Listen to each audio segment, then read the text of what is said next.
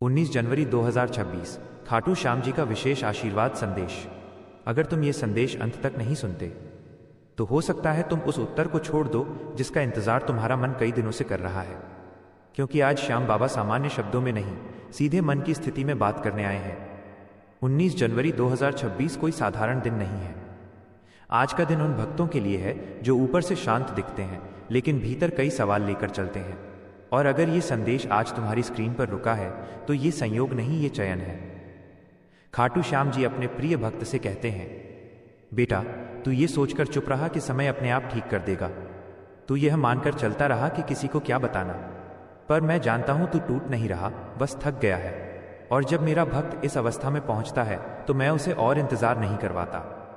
19 जनवरी 2026 का श्याम बाबा का गहरा वचन। जो मुझे मन से याद करता है मैं उसकी जिंदगी में खामोशी से काम करता हूं, लेकिन असर गहरा होता है।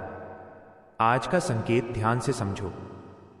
अगर आज ये वीडियो देखते हुए मन कहीं और नहीं गया, दिल ने कहा पूरा सुनना चाहिए, या भीतर हल्की सी शांति उतरी, तो समझ लेना आज श्याम बाबा तुम्हारे बहुत करीब हैं।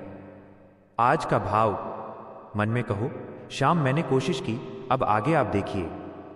आज का विश्वास, 19 जनवरी 2026 को जो ये संदेश अंत तक सुनता है उसके जीवन में समस्या तुरंत नहीं पर दिशा तुरंत बदलनी शुरू हो जाती है।